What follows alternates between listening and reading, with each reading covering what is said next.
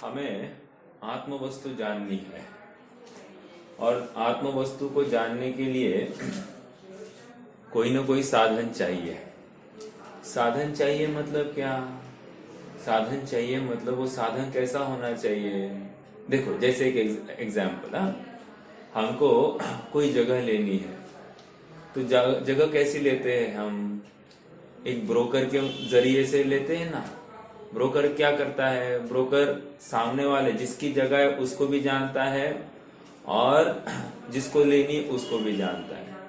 तो मध्यस्थ है ना, बराबर वो परिचय कराता है। उसी प्रकार जिसको अपनी आत्म वस्तु को जानना है, उसको जानने के लिए क्या जरूरी है? अपने स्वभाव का भान जरूरी है, एक। और उस स्वभाव का भान कौन कराने वाला है? अपना ज्ञान ही कराने वाला है। अर्थात वर्तमान में वर्तने वाला जो मतिश्रुत ज्ञान है वही कराने वाला है। क्यों? क्योंकि अवधि और मनपर्य ज्ञान तो मोक्ष मार्ग में मोक्ष मार्ग में होते हैं और वैसे भी स्व को जानने के लिए कोई काम के नहीं है और केवल ज्ञान हमारे पास है नहीं, अर्थात वो बड़े लोगों का खेल है, इसलिए केवल ज्ञान तो अपने पास है नहीं। तो अब किसका अवलंबन लिया जाए? ये मतिश्रुत ज्ञान का।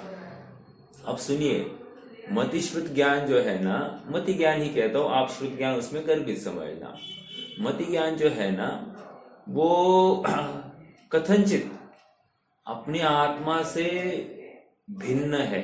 सुनना, मति ज्ञान कथनचित अपनी आत्मा से भिन्न है और कथनचित अभिन्न है। अब सर्वथा इसको भिन्न माने तो क्या तकलीफ होगी? सर्वथा भिन्न मानेंगे तो साध्य और साधन और साध्य दोनों पृथक होंगे और विजातीय तत्व एक दूसरे का परिचय नहीं कर सकते। साध्य और साधन एक दूसरे के परिचित ही होने चाहिए, एक बात।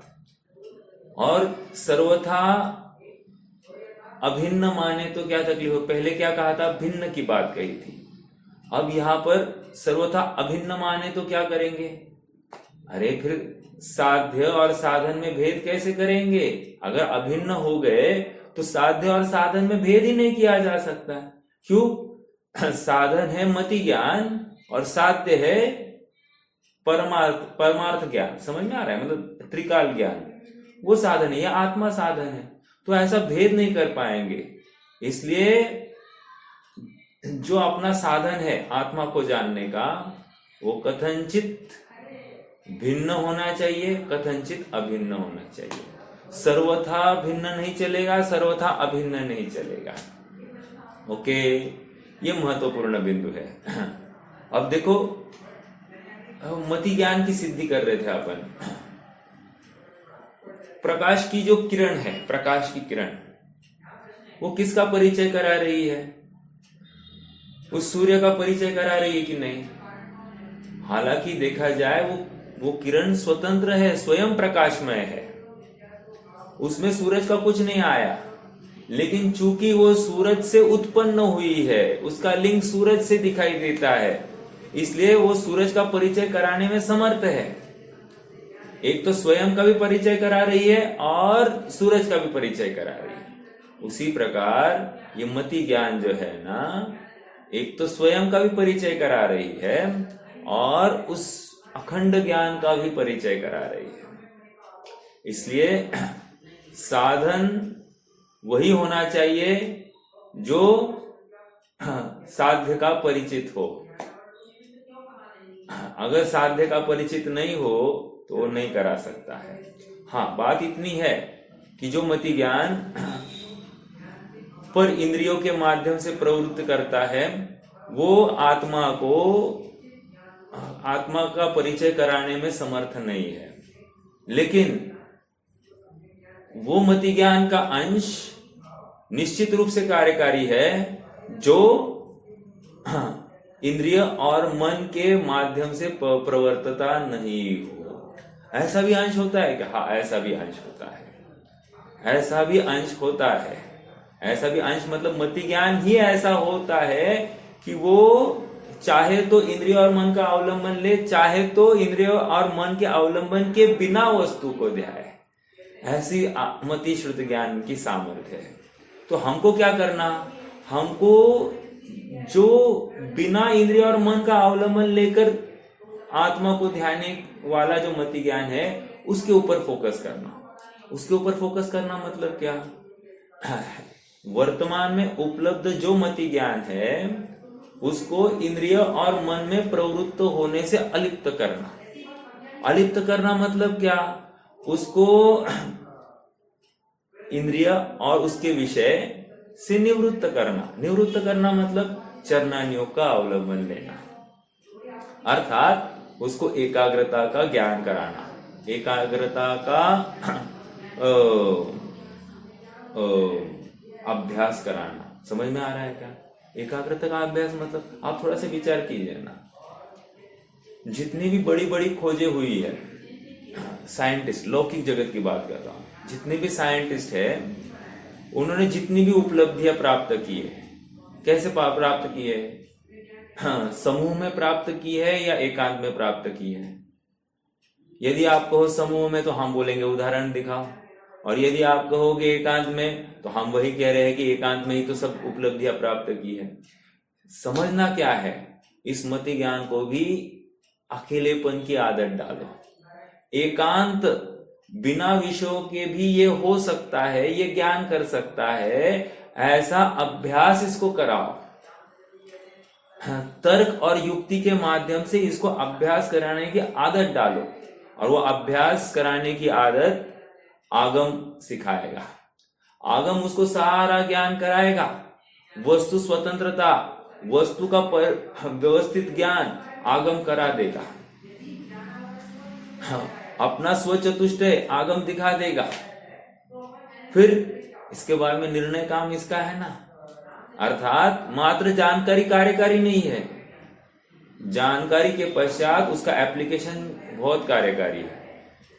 पंडित साहब ने मोक्ष मार्ग प्रकाशक में पुरुषार्थ से मोक्ष की प्राप्ति के प्रकरण में एक बात लिखी है।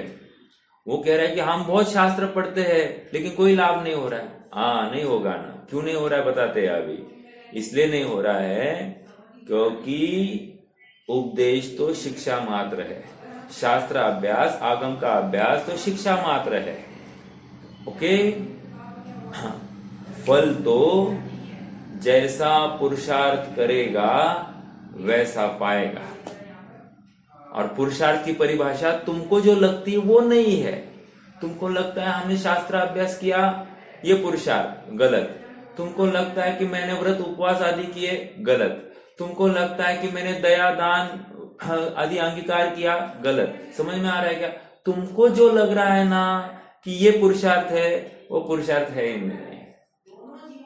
अरे पुरुषार्थ मतलब जैसा अपनी वस्तु है वैसा निर्णय करने का साहस करना, वैसा ही समझने के लिए प्रयास करना, अभ्यास करना, इसको पुरुषार्थ कह रहे।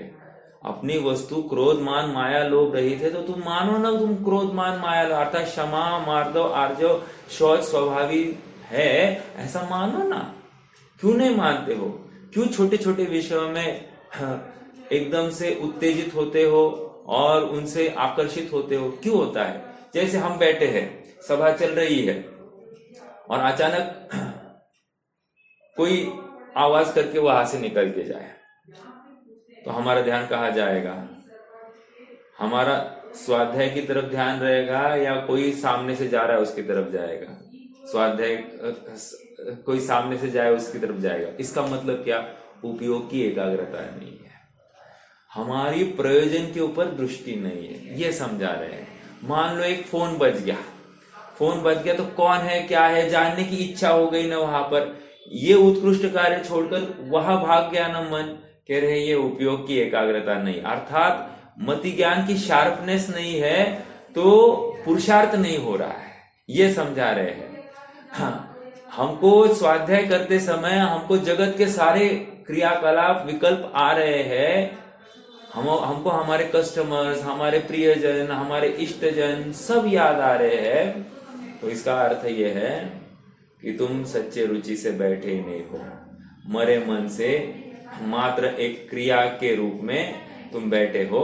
जैसे एक पिक्चर को दे बैठता है जीव, वैसे तुम यहाँ पर आकर बैठे हो, तुम्हें लाभ नहीं होगा। समझ में आ रहा है क्या? प्रकरण चल रहा है आगम चेष्टा तदो ज्येष्ठा, लेकिन आगम चेष्टा ही ज्येष्ठ है या और कुछ ज्येष्ठ है, ये भी हमको समझना चाहिए। यहाँ पर भले ही आगम चेष्टा तदो ज्येष्ठा कह रहे हैं, लेकिन आगम चेष्टा के पश्चात भी अन्य कुछ ज्येष्ठ है। कहते भी है ना, अध्ययन से बड़ा विचार होता है।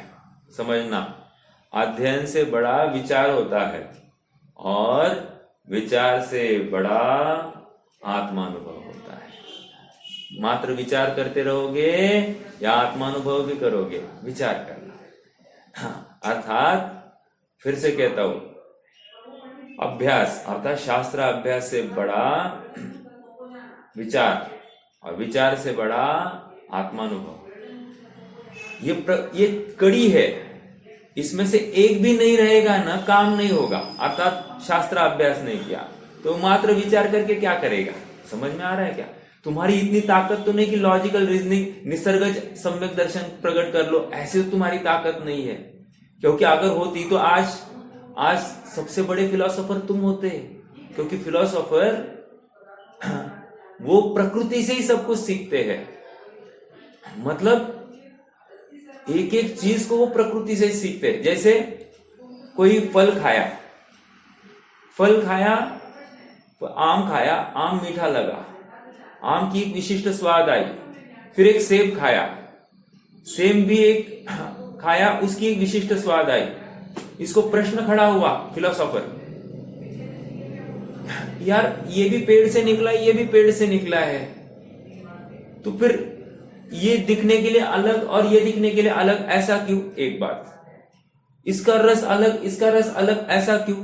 दो बात। अरे पानी तो मैंने वही का वही डाला था, जो इस पेड़ को डाला था वही इस सेब के पेड़ को डाला था, फिर ये दोनों अलग अलग टेस्ट वाले कैसे? और एक टेस्ट खड़ी कर दो, एक करेला का थोड़ा सा पौधा लगा दो, वो करेला की टेस्ट, उसको भी वही पानी डाला था, ऐसा क्यों हुआ? तो फिर फिलॉसफी के बल पर, तर्क और युक्ति के बल पर यह निश्चित करता है कुछ तो एक विशेष बात होनी चाहिए, और वो विशेष बात है स्वभाव। स्वभाव अतर्क गोचर, अर्थात जिस चीज का जो स्वभाव होता है वो चीज अपना स्वभाव किसी भी हालत में नहीं छोड़ती है। खत्म। ये उसने प्रकृति से समझा, इसलिए वो निसर्गज सम्यक दर्शन का हकदार बन सकता है। लेकिन हमारी नहीं ना उतनी ताकत, हमको समझाने से भी समझ में नहीं आ रहा है, तो फिर हमको शास्त्र अभ्यास की प्रेरणा दी जा रही है। इसलिए मैंने कहा शास्त्र अभ्यास, विचार और फिर आत्मानुभव, इसमें से एक भी नहीं रहेगा, काम नहीं होगा। हाँ, और सुनो, मैंने अभी अभी कहा था, पंडित साहब क्या कह रहे हैं? हाँ, शिक्षा तो अर्थात उपदेश तो शिक्षा मात्र है, फल जैसा पुरुषार्थ करे वैसा प्राप्त होता है। अब ये पुरुषार्थ किसको कहते हैं ये पहले समझना पड़ेगा। और पुरुषार्थ की परिभाषा तुम अपने बुद्धि से नहीं चलाना, लोक बुद्धि से नहीं चलाना, तुम पुरुषार्थ की परिभाषा जैसे शास्त्र में बताया वैसे चलाना। समझ में आ रहा है क्या? जिसको शास्त्र में पुरुषार्थ कहा है उसी को पुरुषार्थ समझना, अन्य किसी चीज को पुरुषार्थ के दायरे में नहीं लेना। खींच तान करो, क्या होता है, हाँ, ये जानबूझकर ना, इसको लगता है एक गुड बुक्स में आने के लिए, इसको लगता है कि कोई मुझे कहे बहुत पुरुषार्थी है, इसको लगता है कि मेरी कोई तारीफ प्रशंसा करे, मैं इतना जो कुछ कर रहा हूं और नहीं कर रहे तो कोई मुझे पुरुषार्थी कहे, ऐसा इसको कभी कभी लगने लग जाता है। और लगने से कोई फर्क नहीं, ये मानने भी लगता है कि मैं पुरुषार्थी हो गया हूं। और फिर एक प्रश्न खड़ा होता है कि साहब हम इतना कर रहे हैं, इतने दिन से स्वाध्याय कर रहे हैं, हमको आत्मा की प्राप्ति क्यों नहीं हो रही है? ऐसा प्रश्न खड़ा होता है।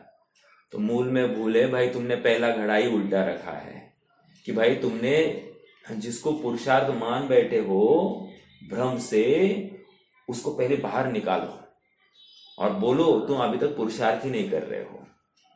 तुम पुरुषार्थहीन हो ऐसा स्वयं को बोलो एक बार।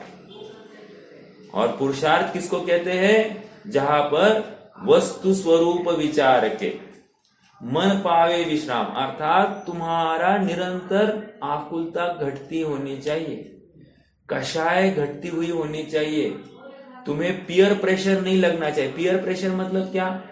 आजू बाजू वाले अपने संबंधी परिकर को देखकर उनके पास ये है मेरे पास ये नहीं, इनके पास ये है मेरे पास ये नहीं, ऐसा कंपैरेटिव स्टडी तुम जो लौकिक जगत में करते हो ना, और उसका जो प्रेशर तुम्हारे ऊपर है, उनके पास गाड़ी है मेरे पास गाड़ी नहीं, मेरी गाड़ी पुरानी उनकी गाड़ी नवी, ये जो तू कंपैरेटिव स्टडी कर रहा है ना, ये बहुत खतरनाक है, बहुत घातक है, तुम्हारा उपयोग खा रहा है और तुम्हारा मत ज्ञान एकदम विचित्र और यूजलेस बातों में, निरर्थक अनप्रोडक्टिव बातों में लगा रहता है। इसलिए ये मत ज्ञान स्वभाव को प्राप्त नहीं हो रहा है, अर्थात आत्मा का परिचय नहीं करा रहा है, अर्थात साध्य की सिद्धि करने में असमर्थ है, ये कमजोर है। समझ में आ रहा है क्या? हालांकि मति ज्ञान कमजोर नहीं था, मति ज्ञान को तुमने जहां पर लगाया उसकी वजह से वो कमजोर हुआ है। और फिर ऐसा कमजोर मति ज्ञान आत्मा को ध्याने के लिए समर्थ नहीं है, यह समझाया जा रहा है। कितने जन मेरे साथ में है? थोड़ा सा पकड़ना इस बात को। हाँ, मतलब प्रकरण बहुत बहुत मुश्किल है ऐसा नहीं है, लेकिन इसका एनालिसिस, डीप डाइविंग बहुत जरूरी है। हमने विचार किया नहीं है ना, हमको योग्य मार्गदर्शन हुआ है, मार्गदर्शन हुआ है फिर भी हम अपनी बुद्धि ही चला रहे हैं मोक्ष मार्ग के हिसाब से, तो नहीं चलेगी ये बातें। और छोटी मोटी अचीवमेंट्स में हम ना संतुष्ट हो जाते हैं। एक बहुत बड़ी तकलीफ है इस जीव की, छोटी अचीवमेंट्स में ये बहुत संतुष्ट हो जाता है, बहुत। फिर इसका विद्यार्थीपना चला गया। एक विद्यार्थी के 5 लक्षण मैंने आपको एक तो बताया है, कौन सा वाला?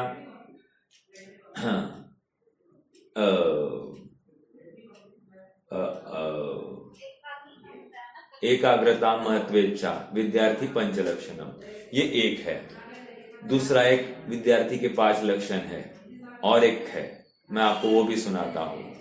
काकचेष्टा बको ध्यानम, श्वान निद्रा तथैव च।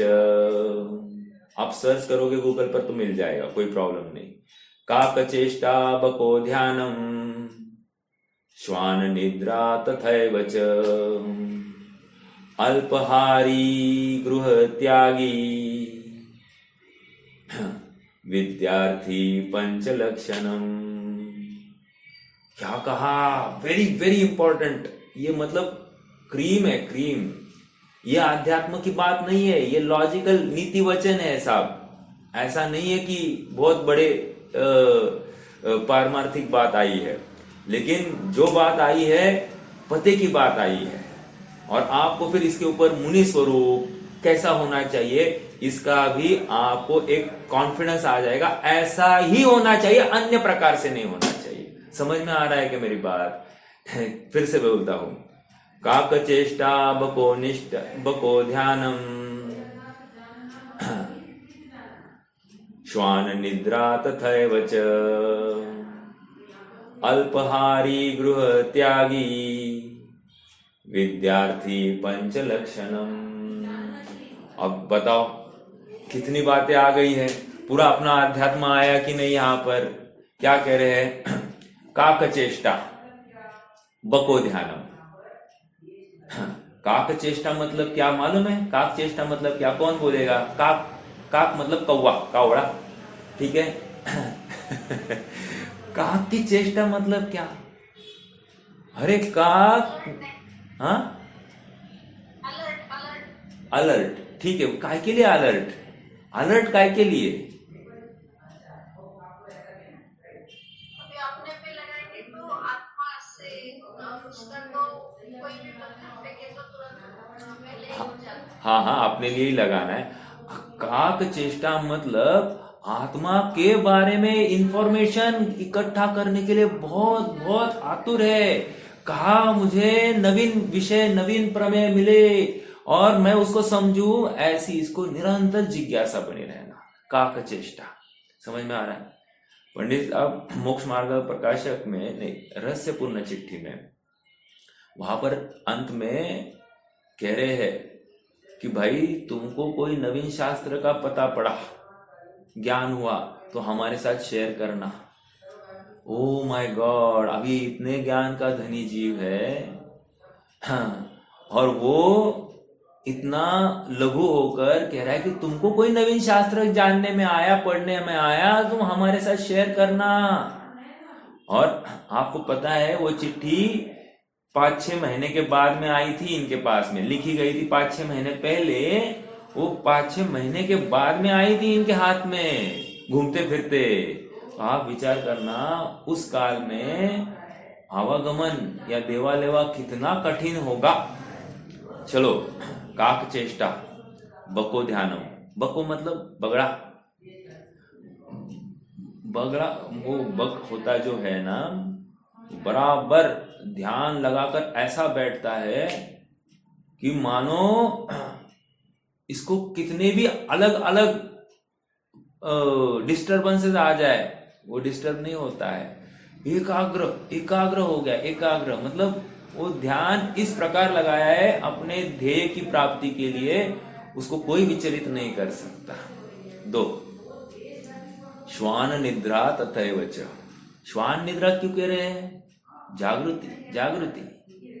हाँ, और जागृति होने के लिए क्या चाहिए साहब? अल्पाहारी। ज्यादा गरिष्ठ भोजन करेगा आप भी लुढ़क जाएगा, ऐसे पढ़ते पढ़ते लुढ़क जाएगा। समझ में? बैठे बैठे स्वाध्याय में बैठे बैठे खुड़क क्यों हो रहे हैं? अरुचि, ज्यादा निद्रा, सॉरी ज्यादा गरिष्ठ खान पान, ये सब उसके पीछे है फैक्टर्स। श्वान निद्रा अल्पाहारी। अब क्या कह रहे लास्ट? गृह त्यागी। हाँ, गृह त्यागी कह दिया। गृह त्यागी कौन होता है साहब? कह रहे विद्यार्थी पंच लक्षण। विद्यार्थी के लक्षण, अगर तुम्हें विद्या अर्जन करनी है तो 100% तुम्हें परिवार का मोह तोड़ना पड़ेगा, तब जाकर एकांत में तुम्हारा काम होगा। अपनी गाथा में भी यहां पर कह रहे हैं ना, क्या है गाथा में? एक शब्द ढूंढ के लीजिए, कहा है? 1 मिनट। गाथा में एक शब्द है, ए यज्ञदो समणो ए यज्ञम निश्चिदसत्यसु। एकाग्रता को प्राप्त श्रमण। और एकाग्रता कैसे प्राप्त होती है? गृह त्यागी। घर में बैठकर चाचा पैपा चलेगी, तुम्हें हर एक एक बात में डिस्टरबेंस होगा, चलेगा? नहीं चलेगा। अभी ये आया, वो आया, इसका फोन टन आया, उसका फोन टन आया, फिर हमारा कोई विकल्प खड़ा हुआ, हम कुछ बात करने लग गए, हमको किसी के साथ कम्युनिकेट करना है तो बात तो करनी पड़ेगी, इतने से भी डिस्टरबेंस हो जाता है। समझ में आ रहा है क्या? ये इतना भी डिस्टरबेंस स्वीकार नहीं है। अरे इसीलिए तो 11वीं प्रतिमा में ही, अरे 11वीं प्रतिमा छोड़ो, 9वीं 10वीं प्रतिमा में भी ये बैठा है, हाँ, मठ में जाकर। मठ मतलब मंदिर में जाकर बैठ जाता है। घर में मात्र बुलावा आया भोजन के लिए, चलो भाई भोजन के लिए, तो जाता है, नहीं तो घर में घुसता ही नहीं है। आरंभ त्याग हो गया है, सब हो गया है, अर्थात वो जीव भी एकाग्रता देख रहा है। समझ में आ रहा है क्या? अभी तक मुनिपना आया नहीं है तो भी एकाग्रता देख रहा है। हर आप यूं कहो तो प्रोषद उपवास क्या कर रहा है? एकाग्रता ही ढूंढ रहा है कि नहीं? अर्थात ये एकाग्रता खाने के लिए नहीं उठे, एकांत खाने के लिए नहीं उठे, इसका अभ्यास पहले ही कर रहा है। नहीं तो क्या यार, बहुत बोर हो गया यार इधर, ऐसा नहीं होना चाहिए। कुछ नहीं है, कैसा जीवन है, कितना बोरिंग है, एकदम नीरस है, कहीं किसी को मिलना नहीं, किसी को बोलना नहीं, किसी के साथ हाय नहीं करना, किसी के साथ हेलो नहीं करना, किसी को कुछ नहीं करना, किसी के साथ कोई संबंध नहीं रखना। ऐसा थोड़ी होता है, ये क्या जीवन है क्या? अरे भाई, कितना इसको आकांक्षा पड़ी है, कितनी लुप्तता पड़ी है, वो संयोगों की कैसी भावना भा रहा है। अरे एक संयोग निभाया नहीं जा रहा है, इसको अनेक संयोगों की भावना कर रहा है। ये अपने घर वालों के साथ में अच्छा व्यवहार नहीं कर पा रहा है और दुनिया से संबंध जोड़ना चाहता है। अरे रे रे रे रे, इसकी कैसी मति मारी गई है। आप पकड़ रहे हैं क्या मेरी बात को? ए यज्ञदम, एकाग्रता। एकाग्रता कैसे आती है? एकाग्रता वो जिज्ञासु बुद्धि के बल पर आती है। एकाग्रता आहार की कमी, देखो चरणानियों घटित किया है यहाँ पर, आहार की कमी पे बल पर आती है। श्वान निद्रा, जागृति, निरंतर जागृत रहने का भाव है। हाँ, गाफिल नहीं है यहाँ पर। गाफिलता होगी तो जिज्ञासा भी नहीं होती है। जहां पर गाफिलता है वहां जिज्ञासा बुद्धि नहीं है। जहां पर जिज्ञासा बुद्धि है वहां पर गाफिलता नहीं है, प्रमाद नहीं है। पकड़ में आ रहा है क्या? चलो, हाँ, ये बात थी। अब देखो अपन गाथा का पाठ एक बार कर लेते हैं और फिर अपन जहां रुके थे वहां से आगे बढ़ते हैं। ए यज्ञदो समणो ए यज्ञम निश्चिदस्यर्थेषु निश्चित्ति आगमदो आदम चिट्ठा तदो जेठा। स्वाध्याय से जो जान करे निज अर्थ में एकाग्र है, भूतार्थ से वे ही श्रमण स्वाध्याय बस ही श्रेष्ठ है। क्या कह रहे हैं देखो, स्वाध्याय से जानकर वे श्रमण, मतलब भूतार्थ से वे श्रमण हुए, ऐसा नहीं कहा। स्वाध्याय से जानने के बाद में निज अर्थ में एकाग्रता है।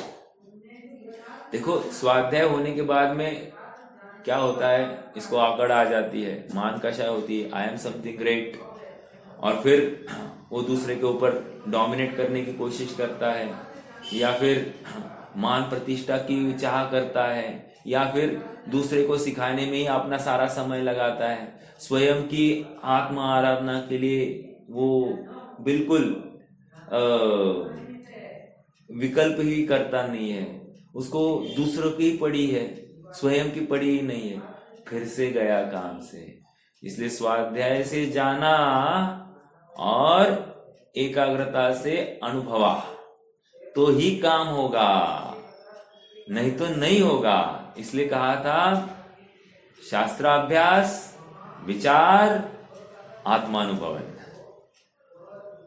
अगर शास्त्राभ्यास नहीं है, मात्र विचार और आत्मानुभवन कार्यकारी नहीं है, हाँ, वेवर्ड है, बिना खवेटिए की नाव के समान है। समझ में आया? और मात्र शास्त्राभ्यास है और उसी के बल पर आत्मानुभवन कर रहा है, विदाउट विचार, तो भी काम नहीं होगा। क्यों? विचार में परीक्षा है, विचार में तर्क युक्ति है, विचार में स्व पर का निर्णय करने की बात है, धारणा में बिठाने की बात है। एक परीक्षा मुख का सूत्र है, बहुत बढ़िया है, मैं बताऊं आपको। देखो, हाँ,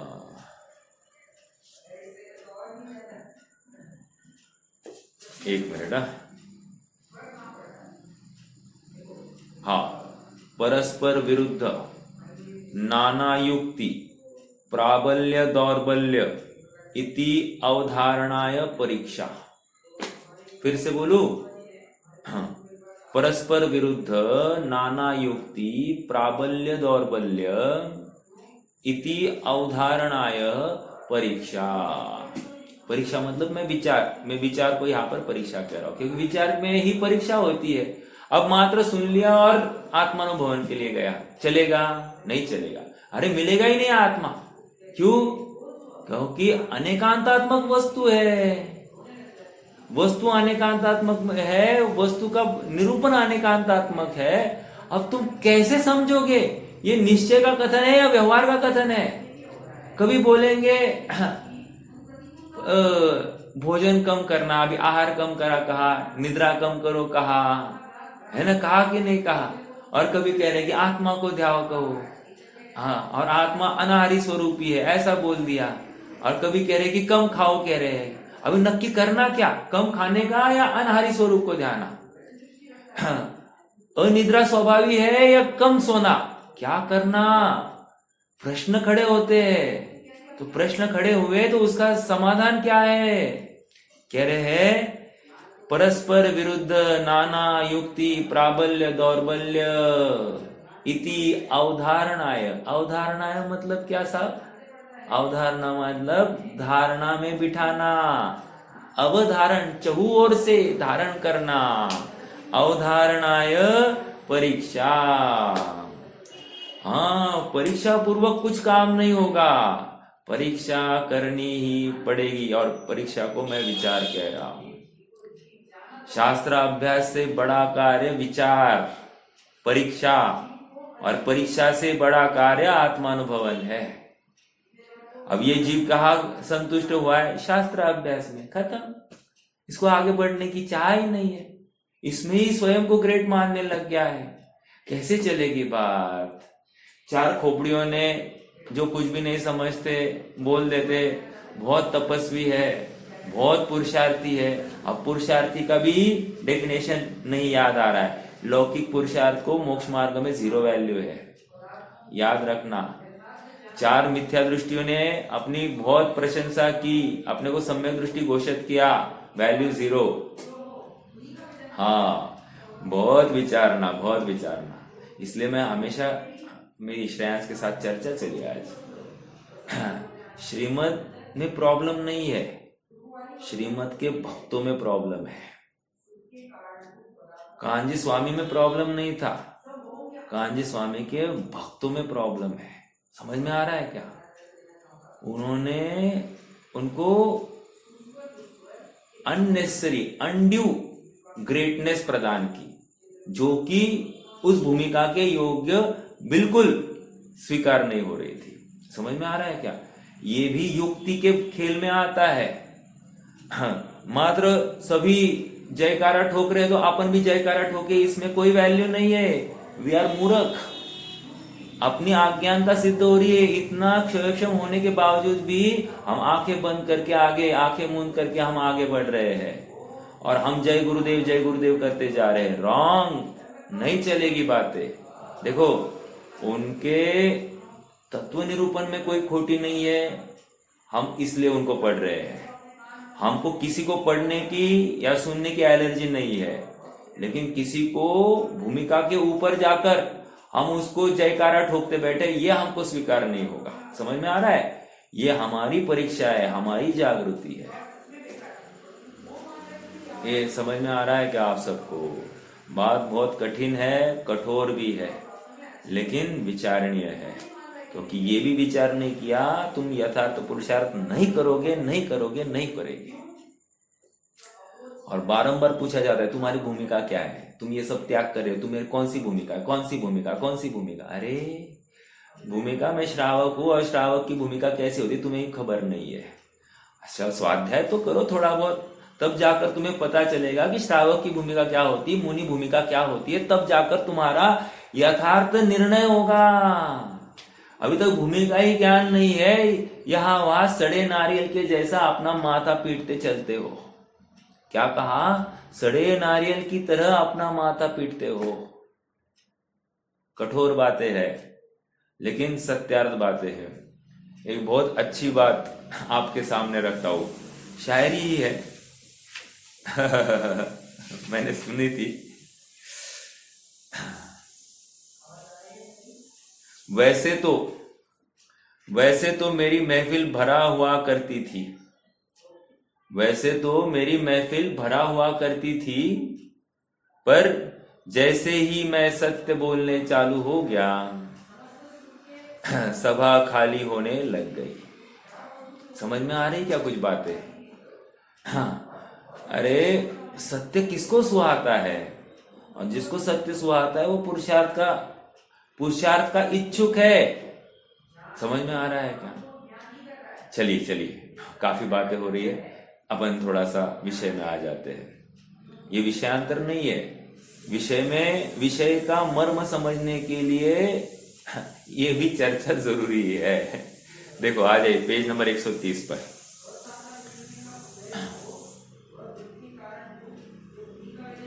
देखो, 3rd पैराग्राफ। एकाग्रता को प्राप्त व्यक्ति ही श्रमण होता है, और एकाग्रता पदार्थों का निश्चय करने वाले व्यक्ति को ही होती है।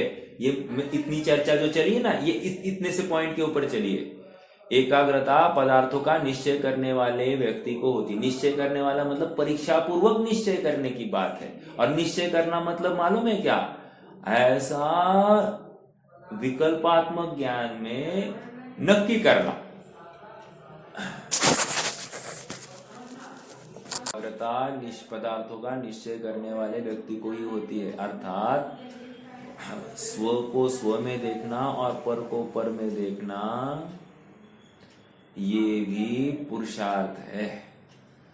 और ये वो जीव जो पुरुषार्थहीन है, जिसकी संयोगी बुद्धि है, विषयों की रुचि है, लौकिक जनों में उसका ज्यादा विचरण है, ऐसा जीव ये निर्णय नहीं कर सकता। इसलिए याद रखना गाइडलाइन, द्रव्यानुसारी चरणम और चरणानुसारी द्रव्यम। द्रव्य का अनुसरण करता ही आचरण होता है, भले ही वो शुभ भाव रूप आचरण क्यों ना हो, लेकिन द्रव्य की प्राप्ति की भावना से किया गया आचरण हम उसको भी अनुमोदना करेंगे और समय आने पर उसकी भी निंदा करेंगे। That is second thing. But पहली बात तो द्रव्यानुसारी चरणम, द्रव्य की प्राप्ति के लिए किया गया आचरण प्रशंसनीय है, उसकी अनुमोदना की जाती है। लेकिन मात्र उस आचरण में ही बैठा है, शुभ भाव में बैठा है, शुद्ध भाव के लिए वो प्रयास नहीं कर रहा है, देन हम उसको ताड़ना देंगे। समझ में आ रहा है? देखो, हाँ, तो निश्चय करने वाले व्यक्ति को ही होती है। पदार्थों का निश्चय आगम का द्वारा ही होता है, इसलिए आगम का अध्ययन ही प्रधान है, क्योंकि अन्य कोई गति अर्थात उपाय नहीं। वस्तुतः बात यह है कि आगम के अभ्यास बिना पदार्थों का निश्चय नहीं किया जा सकता, क्योंकि वह आगम ही त्रिकाल, उत्पाद व द्रव्यरूप तीन लक्षण वाले समस्त पदार्थों का सम्यक ज्ञान द्वारा सुस्थित है, अंतरंग से गंभीर है। अंतरंग से गंभीर है मतलब मैं अभी कह रहा हूं ना कि अपनी अपने वस्तु को, अपने अपने सत्व को सर्व वस्तु विलसा है, अर्थात अपनी सत्ता को सभी वस्तुएं, अपनी अपनी सत्ता में ही सभी वस्तुएं विलास को प्राप्त होती है। एक वस्तु दूसरे की सत्ता को प्रकाशित या ग्रेट नहीं कर सकती। हमको क्या लगता है, मैंने उसका ये किया इसलिए वो ये हो गया, मैंने उसको मदद की इसलिए उसका अच्छा हो गया, मैंने उसको दिखाई जगह इसलिए उसको आज इतना बड़ा घर बन पाया, ऐसा हमको लगता है। लेकिन विचार करना गंभीरता से कि उसके पुण्य का उदय नहीं होता तो उसको तुम बताते नहीं, उसके पुण्य का उदय खड़ा हुआ इसलिए तुम्हें बताने का भाव हुआ। समझ में आ रही क्या बात? आगे दूसरी बात यह है, ये पहली बात हो गई। पहली बात क्या हो गई? अभ्यास के बिना वस्तु का निर्णय नहीं किया जा सकता, और वस्तु के निर्णय किए बिना एकाग्रता नहीं हो सकती, और एकाग्रता नहीं होगी तो ध्यान नहीं होगा, ओके, या आत्मानुभव नहीं होगा। अब दूसरी बात यह है कि पदार्थों के निश्चय बिना एकाग्रता सिद्ध नहीं होती, क्योंकि अब क्यों नहीं होती ये बता रहे। जिसे पदार्थों का निश्चय नहीं है वह कभी तो पदार्थों के निश्चय करने की इच्छा से आंदोलित होता हुआ चंचल और व्याकुल रहता है। पॉइंट नंबर 1, अंडरलाइन चंचल और व्याकुल। 3 पॉइंट्स दे रहे हैं यहाँ पर कि क्या प्रॉब्लम है पदार्थों का निश्चय नहीं करने से, क्या क्या हो रहा है जीव का। और ये अपने में लगाना, सुनो, अपने में लगाना। हम बार बार कहते हैं साहब हमको नहीं होता है आत्मानुभव, क्या कमी है और क्या करना चाहिए और क्या करना चाहिए। देखो यहाँ पर लिख रहे क्या करना चाहिए, समझ में आ रहा है? तुम पदार्थ का निर्णय करो। नहीं हो गया है, हो गया है, नहीं हुआ नहीं है, इसलिए तुम प्रश्न पूछ रहे हो। जिसका हो गया है ना वो प्रश्न ही नहीं पूछता है, उसको सारे समाधान अपने में मिल जाते हैं। समझ में आ रहा है क्या? आपको सच कहूं मैं मुझे ना जीवन में प्रश्न होते थे, लेकिन कालांतर में वे प्रश्नों का समाधान स्वयं में आता रहा। जितना पढ़ता गया, सुनता गया, समाधान अपने आप आता गया। ऑनेस्टली कहता हूं कि मुझे किसी को प्रश्न पूछने के लिए वो समय ही नहीं आया। हर प्रश्न का समाधान अपने को आता ही गया। सहज योग बना है। पूर्व भव का कहो या इस भव का कहो, कुछ भी कहो, लेकिन हुआ तो ऐसे ही है। ठीक है, मैं ये बात क्यों कर रहा हूं कि समर्पण के भाव से तुम अगर अभ्यास करोगे तो तुम्हारा काम होगा, होना ही चाहिए, ये कह रहे हैं।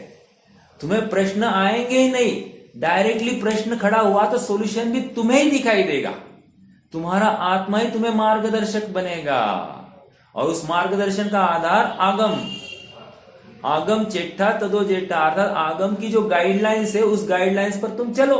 अब यहां पर वही कह रहे हैं, भाई तुम अगर शास्त्राभ्यास करोगे और निर्णय नहीं करोगे तो क्या होगा, तुम्हारे विचारों में चंचलता है, व्याकुलता बनी रहेगी। और ये व्याकुलता क्यों बनी रही, क्योंकि तुमने तत्व निर्णय नहीं किया, क्योंकि अपनी वस्तु को अपने रूप नहीं जाना और पराई वस्तु से अपना सुख या दुख होता हुआ माना है, इसलिए तुम्हें चंचलता, व्यग्रता दिखाई दे रही है, एकाग्रता तुम नहीं कर पा रहे हो। आहा, समझ में आ रहा है क्या? एक फिर से पढ़ेंगे ये पॉइंट।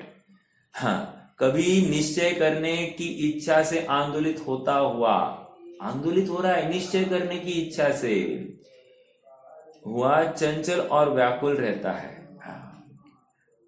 क्यों? क्योंकि पदार्थों का निश्चय नहीं है। जड़ को जड़ कहना और चेतन को चेतन कहना, इसको बहुत तकलीफदायक लगता है। अपना कार्य, यह कार्य मैंने नहीं किया है, ये पुद्गल का अपना परिणाम नहीं, ये मानने के लिए बिल्कुल तैयार नहीं है। थोड़ी सी किसी को मदद कर दे और मदद करने के बाद में इसकी प्रशंसा नहीं होगी तो इसका गुस्सा, इसकी गर्मी मस्तिष्क में घूम बैठ जाती है कि उन्होंने हमारे बारे में थोड़ी भी बात नहीं छेड़ी, हमने इतना किया और उसने कुछ भी नहीं, मतलब हमने इतना समर्पण किया और उन्होंने हमारी कोई मान तक नहीं रखी।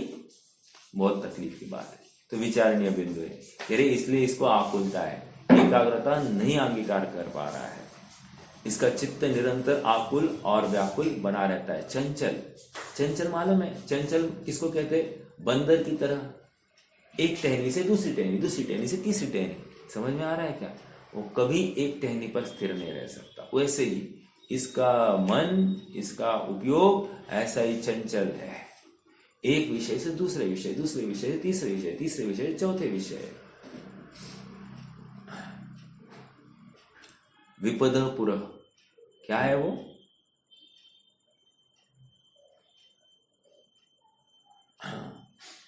बहुत, हाँ, दुरर्जेन सुरक्षेन, क्या आगे? नश्वरेण धनादिनाम स्वस्थम मन्य जनकोपि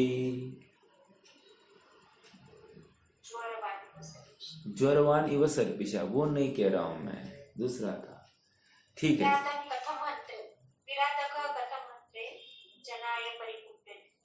वो 10वां है, 5वां श्लोक होना चाहिए मेरे ख्याल से।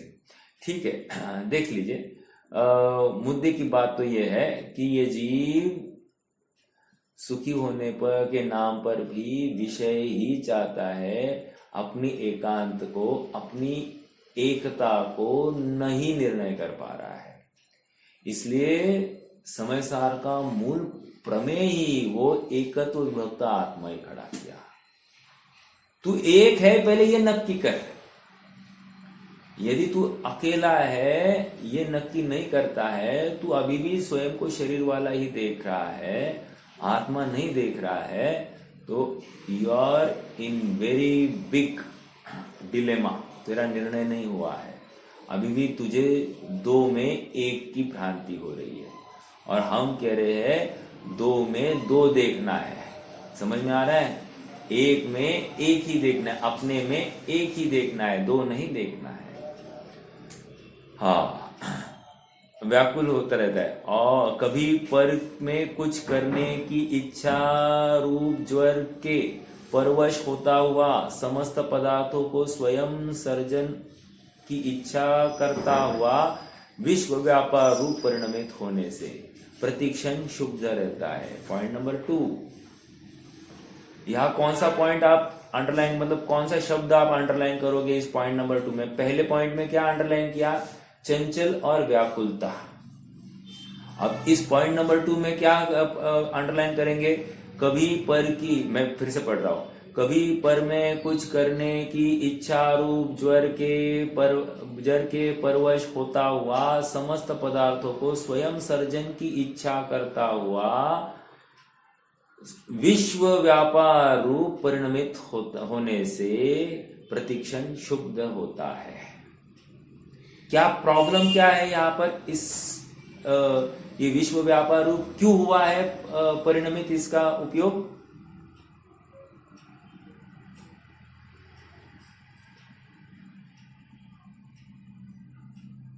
कोई बताएगा? पढ़ रहे क्या? जिनवानी है किसी के सामने? हाँ, करेक्ट करेक्ट करेक्ट, कर्ता बुद्धि। कहाँ आया है शब्द? देखो, कभी पर में कुछ करने की इच्छा रूप ज्वर, अंडरलाइन दिस, कभी पर में कुछ करने की इच्छा रूप ज्वर। अभी लगा नाना, अभी हम सुबह से उठे, है ना, सुबह से उठे तो हम क्या करते हैं? चलो थोड़ा एक्सरसाइज करो, स्वास्थ्य ठीक रखना है। क्या कह रहा है ये? स्वास्थ्य ठीक रखना है, एक्सरसाइज करो, शाबाश। अर्थात हम ये नहीं कह रहे एक्सरसाइज मत करो, लेकिन इस एक्सरसाइज का कर्ता स्वयं को, आत्मा को मत मानो, हम ये कह रहे हैं। समझ में आ रहा है क्या? अब इसको क्या है? नहीं, आत्मा को कर्ता नहीं मानेंगे तो कर ही नहीं पाएंगे। अरे भाई, यही तो अभ्यास है, इसी को तो हम पुरुषार्थ कह रहे हैं। पहला पॉइंट। सेकेंड पॉइंट क्या है? नहाने गया, नहाने गया तो आपने को स्नान स्वभावी देखो, कह रहे नहीं साहब, रगड़े स्नान स्वभावी देखा तो नहाया ही नहीं जाएगा, फिर से तकलीफ हो गई। देखो, मतलब संयोग में अपने को असंयोगी देखना यह अभ्यास है और यही पुरुषार्थ है। फिर भोजन बना रहा है, भोजन बनाने का भोजन कर रहा है, तो भोजन बनाने का कर्ता बन रहा है, भोजन खाने का कर्ता हो रहा है। मैं नहीं खाऊंगा तो भूखा रहूंगा साहब। फिर से इसको पर के संयोग में ही कुछ कर्तृत्व बुद्धि खड़ी हो रही है। समझ में आ रहा है क्या? अर्थात पर संबंधी भ्रांति निरंतर बनी रहती है, और इस भ्रांति बनी रहने का पीछे दूसरा कारण दे रहे कर्ता बुद्धि। ये आप पकड़ रहे क्या? ये आप समेशन करना चाहोगे तो इसको क्या बोलेंगे एक शब्द में? पहले बोला व्यग्रता, बस मिथ्यात्व है ये, मिथ्यात्व। इसी को पंडित साहब 7वें अध्याय में खोल रहे हैं। जो जैन है, जैन कुल में जन्मे हैं और सच्चे देव शास्त्र गुरु की पूजन भक्ति करते हैं, तो भी उनके मिथ्यात्व कैसे या विपरीत श्रद्धा कैसे बना रहता है, सो कहते हैं। अरे इस जीव को लगता ही नहीं मैं मिथ्या दृष्टि हूं। हमको जैन कुल में हम जन्मे हैं तो हमको लगता है I am something great personality. फिर जैन कुल में जन्मने के नाम पर मैं कुछ भी गलत अनप शनप कर दूं तो मेरे सारे अपराध माफ है, ऐसा इसको भ्रम होता है।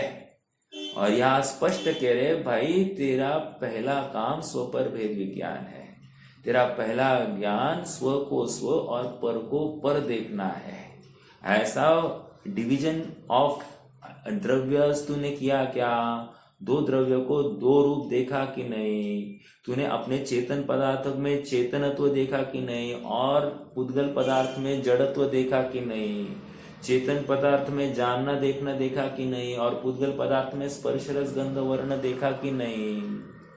हाँ, उसमें सुख गुण का अभाव देखा कि नहीं? अपने में सुख गुण का अस्थि देखा कि नहीं? समझ में आ रहा है क्या? देखो तो सही, इतना निर्णय करने की तुम्हारी सामर्थ्य नहीं। इतनी डिग्रीज और इतने सब उपाधियां तुम धारण करके बैठे हो लौकिक, और इतना सा निर्णय करने के लिए तैयार नहीं। आज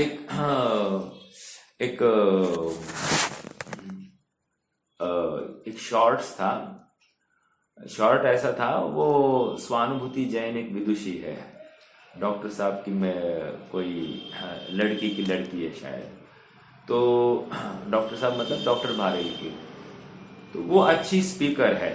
तो उसका एक छोटा वीडियो सुना मैंने। वो मंच पर थी और किसी श्रोता ने एक प्रश्न पूछा है कि सब हमको ये सब क्रियाकांड में बहुत बहुत माथा खराब होता है, हमको ये क्रियाकांड हमको नहीं करना है, बट फिर भी हमको धर्म में बना रहना है, धर्म छोड़ना नहीं है, धर्म मतलब जैन बना रहना है। हाउ इज इट दैट, मतलब वो कैसे पॉसिबल है? तो उन्होंने कहा तुम्हारी ये सारी ये प्रश्न में ही ना बहुत बड़ी तकलीफ है, कह रहे हैं कि तुम्हें कुछ करना भी नहीं और तुम्हें जैनी भी बने रहना है।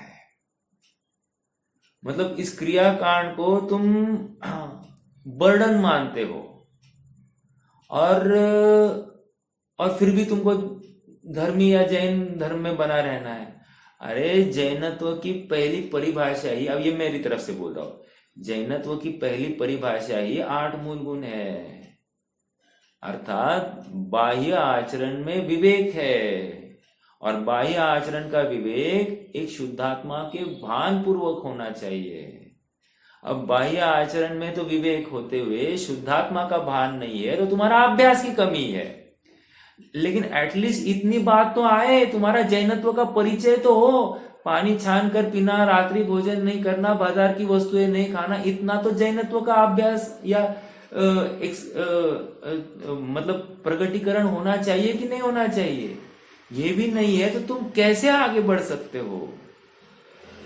Not possible.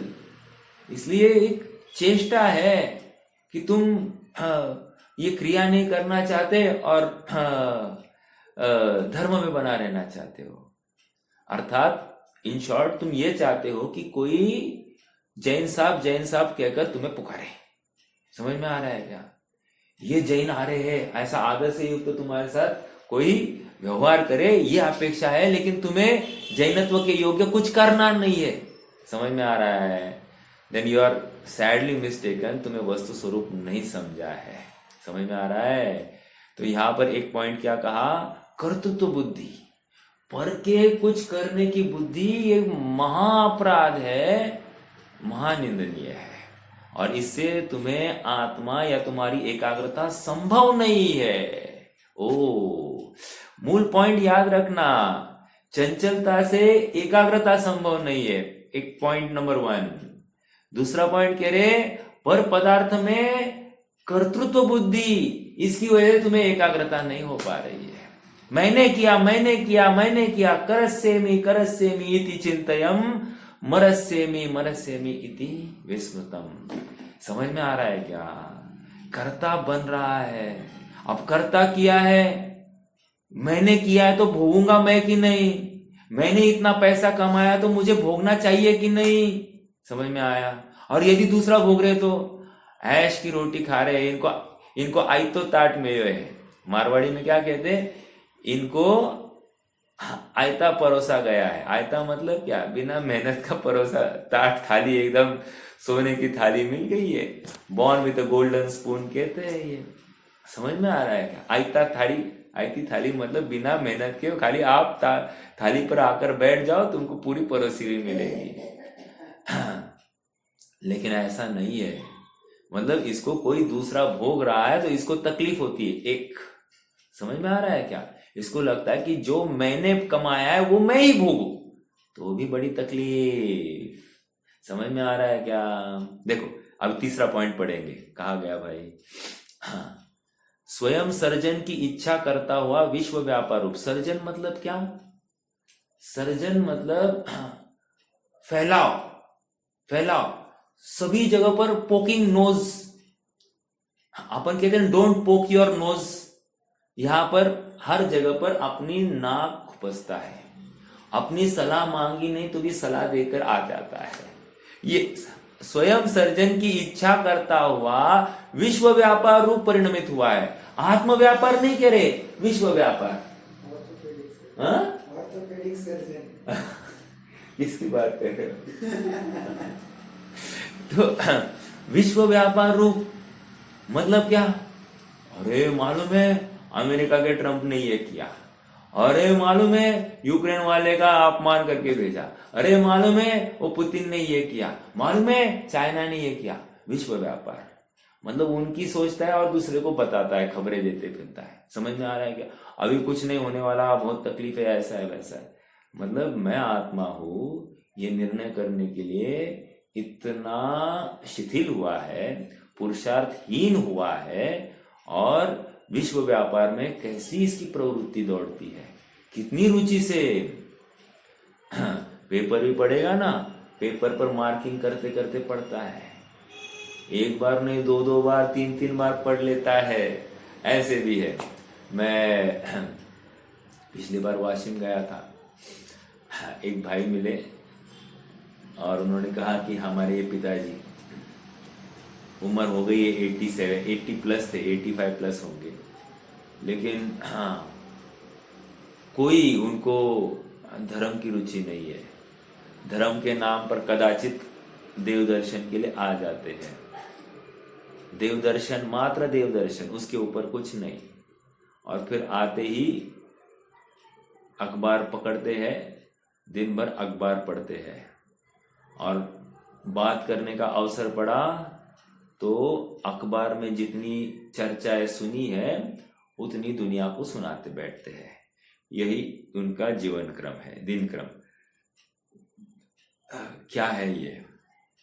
ठीक है, मुझे किसी की निंदा या कुछ करना नहीं है, मुझे तो यहाँ पर ये दिखाना है कि ऐसी प्रवृत्ति क्यों हो रही है, पर में कर्तृत्व बुद्धि। समझ में आया? अपनी वस्तु का भान नहीं है, जो प्राप्त पर्याय में तन्मय हुआ है। अब तीसरी पॉइंट क्या कह रहे हैं, देखो पढ़ते हैं, मैं आया ही नहीं अभी तक।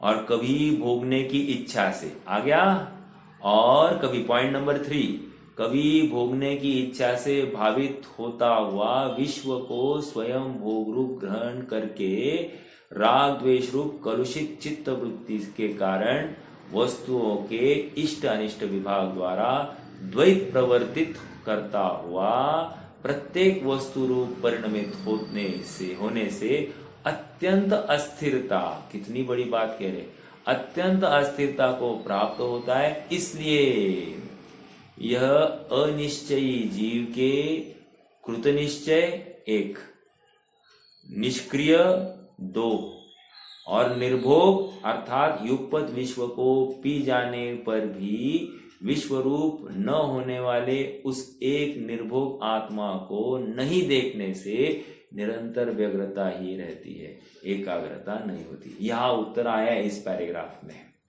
समझ में आ रहा है क्या? तीसरा पॉइंट के ऊपर विचार करना है। विश्व को स्वयं भोग रूप ग्रहण करके राग द्वेष रूप कलुषित चित्त वृत्ति के कारण वस्तुओं के इष्ट अनिष्ट विभाग द्वारा द्वैत प्रवर्तता है। द्वैत प्रवर्तता है मतलब क्या? इष्ट अनिष्ट ये दो बुद्धियां है ना, बुद्धि एक ही होनी चाहिए थी, जानने वाली। समझ में आ रहा है क्या? पर के लिए गे बुद्धि और स्व के लिए अपनत्व बुद्धि। अभी ये क्या कर रहा है? पर के लिए या तो इष्ट बुद्धि या अनिष्ट बुद्धि, और अपने लिए कोई बुद्धि ही नहीं है। समझ में आया? और कहो तो द्वेष ही तो है। समझ में आ रहा है? पर में इष्टता या अनिष्टता स्थापित करते हुए अपने में तो द्वेष ही हो रहा है।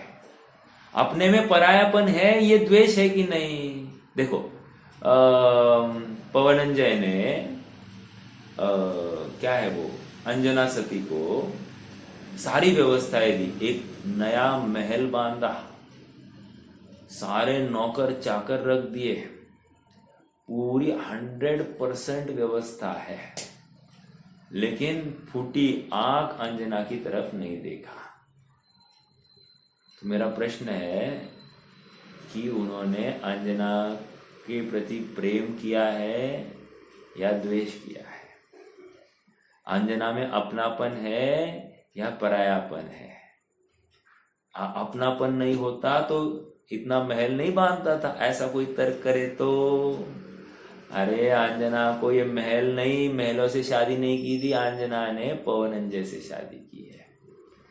हाँ, ये महल अंजना को सुखी नहीं कर सकते, ये पवनंजय ही सुखी कर सकता है। और आज की जितनी भी तकलीफें हैं, सभी लोग संयोगों से शादी कर रहे हैं और अपने पति के साथ में, या कोई पति पत्नी के साथ में शादी नहीं कर रहा है, संयोगों के साथ में शादी कर रहे हैं। इसलिए आज जितने भी डिवोर्स और जितने भी ब्रेकअप्स हो रहे हैं, उसका आधार यही है। छोटे में एकदम थोड़े में बोल दिया जा रहा। देखो कहा आ रही बात, इष्ट अनिष्ट भाव क्यों हो रहे? पर के भोग रूप ग्रहण करने की वासना। आशागर्त प्रति प्राणी यस्मिन् विश्वमनुपमम् कस्य किं कियदायाति वृथा वो विषयशिता। इसकी आशा रूपी गड्ढा भोगने की वांछा इतनी है कि समस्त विश्व की समस्त बातें मैं भोग लूं। समझ में आ रहा है? लेकिन हाँ देखो, वो सिकंदर के 4 फरमान थे कि नहीं? वहां पर क्या था कि भाई जे बाहुबल थी मेळव्यू ते भोगवी पण नाश क्यों, अब जो निदौलत आवतापन ए सिकंदर नारयू। मैंने बाहुबल से कमाया था कर्तृत्व बुद्धि, लेकिन बाहुबल से कमाने कर्तृत्व बुद्धि होने पर भी मैं इतना इकट्ठा किया हुआ धन दौलत सोना आदि उसको भोग नहीं सका। हाँ, इतनी दौलत आ गई तो भी मैं उसको भोग नहीं सका। समझ में आ रहा है क्या? तू भोग ही नहीं सकता। जिस समय में जब जिंदा है तभी तो भोग सकता है कि नहीं? अरे वो भी भ्रम है। यहाँ जिंदा पने की बात कर रहे हैं, वो तो मरते मृतक शैया पर पड़ा है तब बोल रहा है। यहाँ कह रहे हैं तू अभी जिंदा है ना, तू भोगों में प्रवृत्ति कर रहा है, उस समय में तू भोग नहीं पा रहा है, लेकिन ये भोक्तृत्व बुद्धि तुझे व्यग्र कर रही है, तुझे एकाग्र नहीं होने दे रही है अपने आत्म स्वरूप के ऊपर। अर्थात ये भोक्तापन का त्याग कर, ये पर में इष्ट अनिष्ट बुद्धि को त्याग दे, ये अच्छा ये बुरा ये छोड़ दे। समझ में आ रहा है क्या? एक अच्छा अपना आत्मा है, उसी में भोक्तृत्व बुद्धि होनी चाहिए। आत्मा को ध्याओ तो इष्टपना, आत्मा को नहीं ध्याओ तो अनिष्टपना, ऐसी बुद्धि है तो शाबाश। फिर हम उसको भोक्तृत्व बुद्धि, ये तुम्हारे लिए कार्यकारी, तुम्हारे लिए एकाग्र होने के योग्य है, ऐसा कहेंगे। ठीक है, आज रुकते हैं। कोई प्रश्न है तो रख सकते हैं, नहीं करेंगे।